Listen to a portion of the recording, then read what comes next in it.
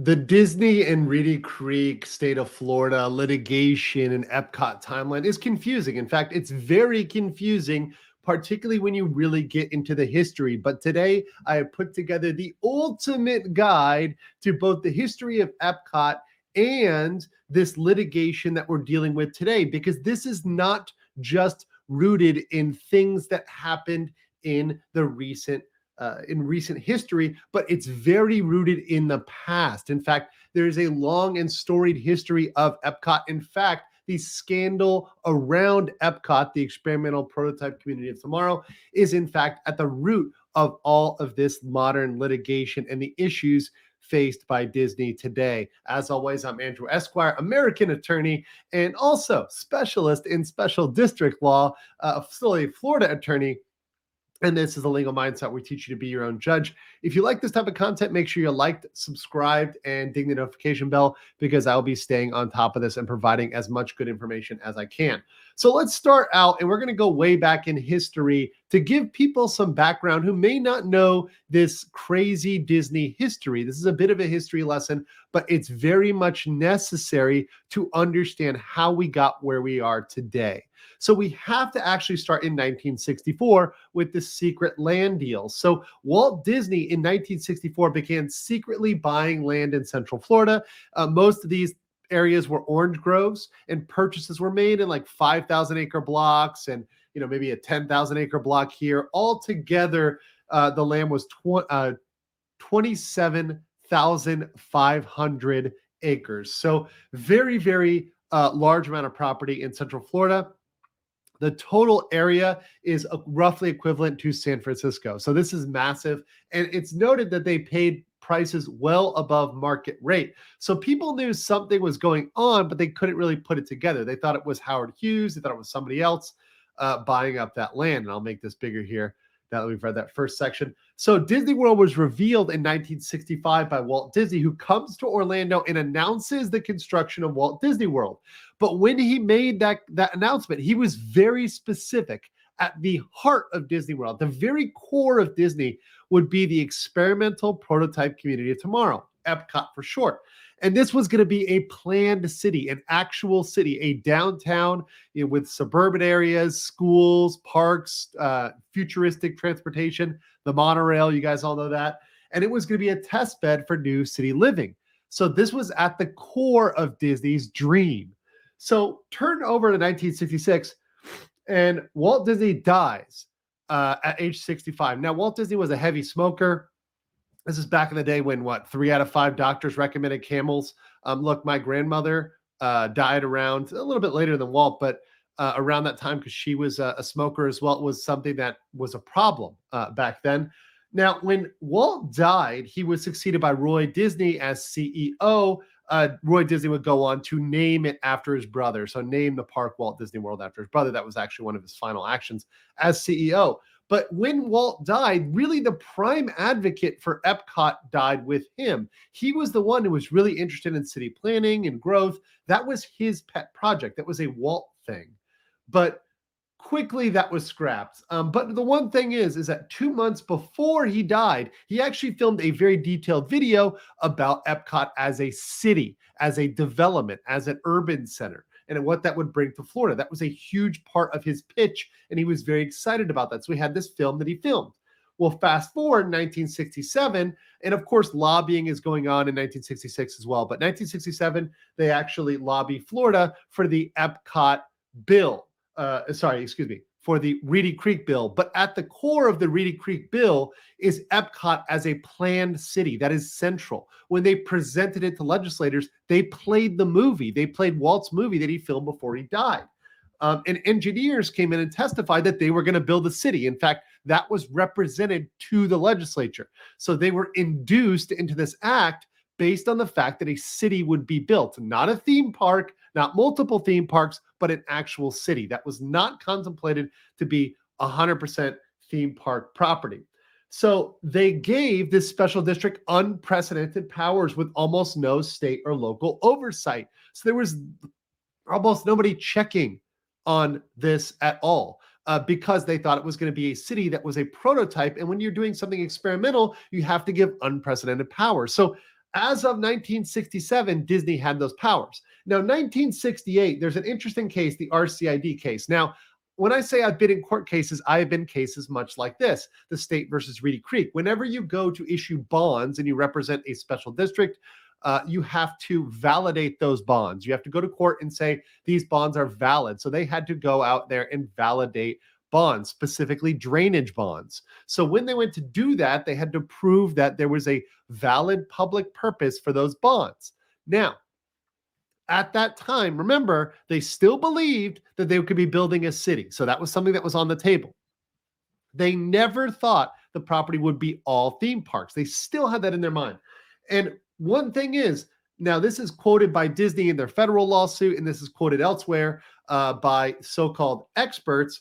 But one key thing about this 1968 case, this bond validation, was they made very clear that Reedy Creek needs to stay public and it needs to only incidentally benefit Disney. That's right. There cannot be any private benefit on public dime. That's not acceptable. In fact, this is the exact language from the lawsuit. It says benefit to private enterprise, if any, from the construction of the project is purely incidental and to the primary purpose. Let me read that one more time. Benefit to private benefit to private enterprise, if any, from the construction of the project is purely incidental. This is a requirement. This is not a maybe or whatever. This is key to Florida law. Disney cannot be the primary recipient in terms of private gain from what the district is doing. And remember this as we go forward. People forget the history here. They forget Florida law. And this is why I come in to explain it to all you guys. So let's continue here. 1971, Walt Disney World opens. Disney opens. And when they open, the company has already decided to abandon plans for the theme park in favor of building more theme parks. So I spelled that wrong there. But they want to increase profit. So obviously theme parks are more profitable than a city. A city actually is going to cost money. It's going to be a headache. It's going to be a nightmare. It's going to be citizens. They're going to be screaming and yelling. They might take control. I mean, you can't have all that. So what they said is, look, we're going to purely retain RCID to benefit Disney. That's a decision they made internally in 1971, around that era, even before really. But they made that decision going forward. In 1982, EPCOT opens, and it is centered around a world showcase in a geodesic dome. Obviously, most people know the giant golf ball when you think of EPCOT. This is not including, none of what EPCOT is was the original EPCOT, was Disney's EPCOT. It was completely dead. It is not a residential community. There's no business. There's no innovation in terms of city planning as part of EPCOT. 1982, Orange County actually threatened to sue Disney and sue the RCID charter. They were actually going to invalidate the charter. And frankly, I think, and based on my opinion of Florida law, if they'd sued, they would have actually had a damn good case in 1982. And in fact, could have gotten the RCID charter at least limited, if not tossed entirely. So Disney actually settles for $13 million to pay for road improvements. The issue is that obviously Disney is impacting roads outside of Disney. They're not just impacting roads inside of Disney. Outside, the buses, the vans, everything else coming in is impacted by Disney. So they weren't paying for that. So they reached a settlement. And as part of that settlement, the county agreed not to challenge the charter until 1986. And by the way, after that period of time, in 1982, they made a concerted effort to buy out and pay off local politicians. So after that, Disney made a real run to control local politics. And that's something, as an attorney practicing in Central Florida, I was very well aware of. Just understand that. So in 1991, Celebration was established as one of my former clients, so I'm actually very familiar with this.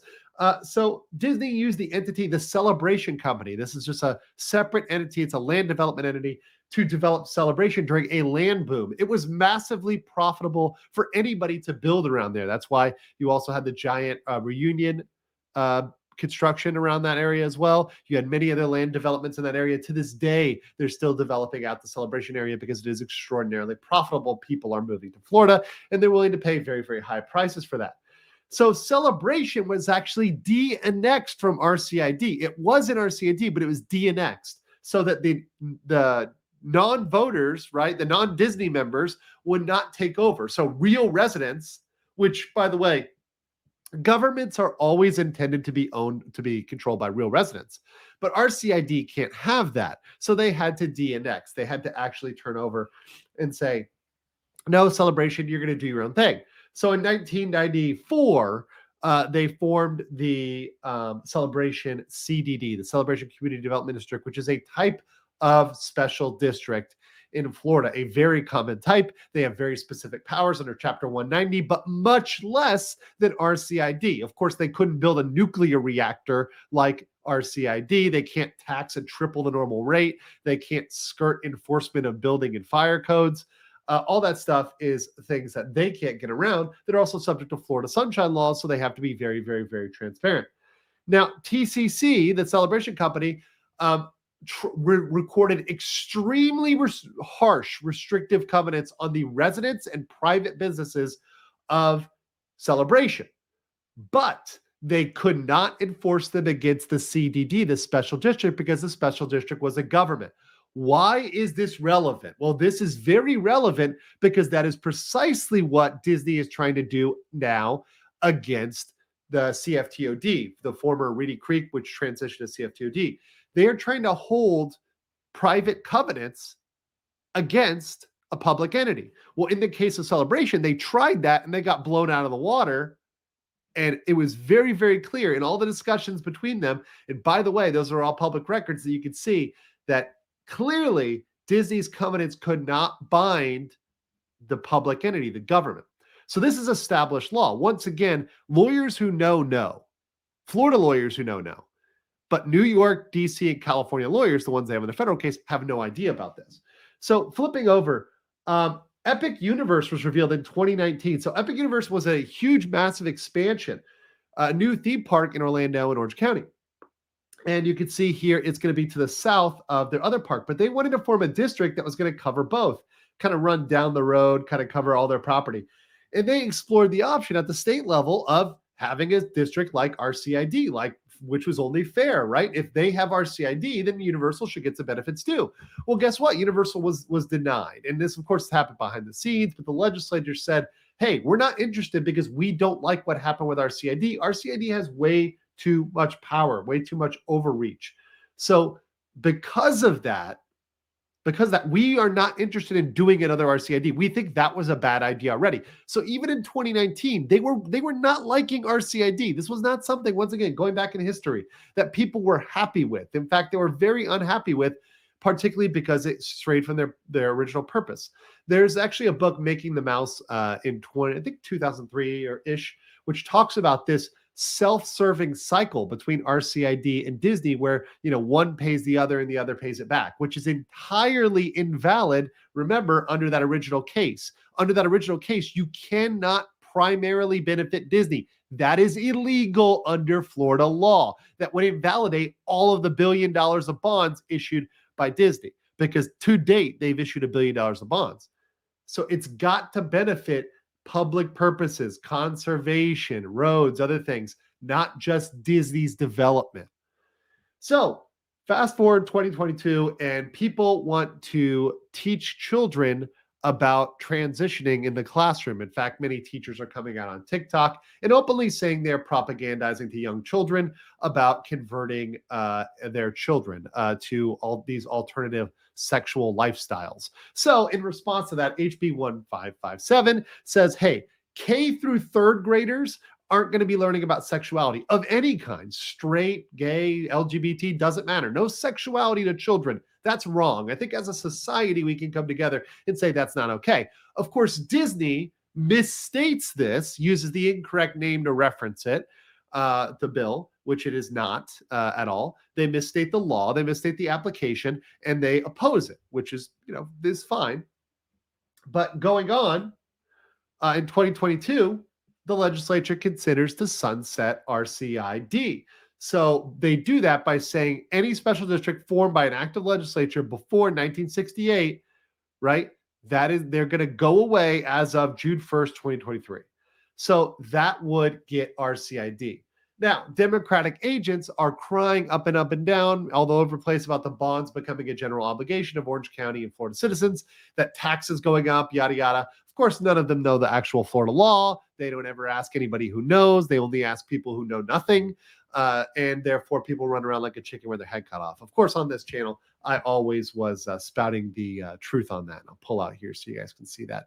But I was always talking about the truth about the bonds from the beginning. Then you go on to the rushed power grab. So on February 8th, Disney, one day before they know that legislation is going to pass, because once again, legislative process is public. They know legislation is going to pass. So they rush through a development agreement under Chapter 163 as well as restrictive covenants. These turn over almost all of RCID's governmental powers to Disney, a private entity. So they're trying to give over governmental powers to a private entity.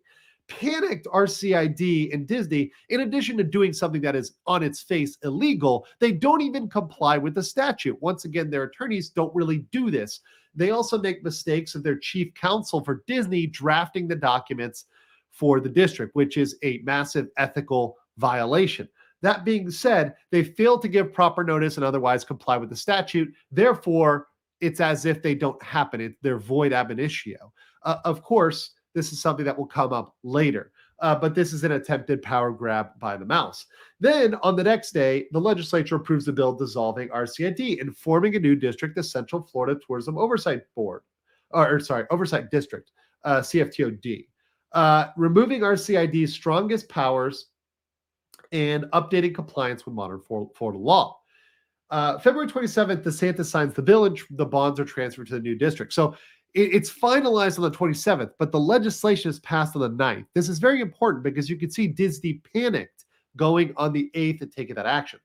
The federal case is filed on April 26th. The CFTOD on that day votes to invalidate the development agreements and the restrictive covenants based on numerous violations of Florida statutes, law, and public policy. On April 26th, Disney sues in federal court alleging contracts clause breach, as well as takings, due process, and First Amendment violations, all of which they only have standing for because of the development agreements and because of development agreements and restrictive covenants. Without those, they lack standing at all to bring a federal case. And of course, it's inappropriate in the first place under federal court because this is all state law issues. This is all state law authority. This is all state issues. And following that, on May 1st, the district, the Central Florida Tourism Oversight District, files a case to invalidate the development agreement and restrictive covenants in the Ninth Judicial Circuit in Florida. So we have the federal case on April 26th and the state case on May 1st. And on May 4th, the Florida legislature confirms that the development agreement and restrictive covenants are invalid. So now both the district itself and the legislature has confirmed they're invalid. So this is where we are today with this case. Obviously, there will be other huge updates to come, and I will cover those for you guys. Let me know in the comments below if this was helpful for you, if this helped you understand this issue better, and please share this out with anybody who needs a realistic timeline of what really went down in the true factual history of both EPCOT itself and of the development deals in Florida that led up to this litigation. Until next time.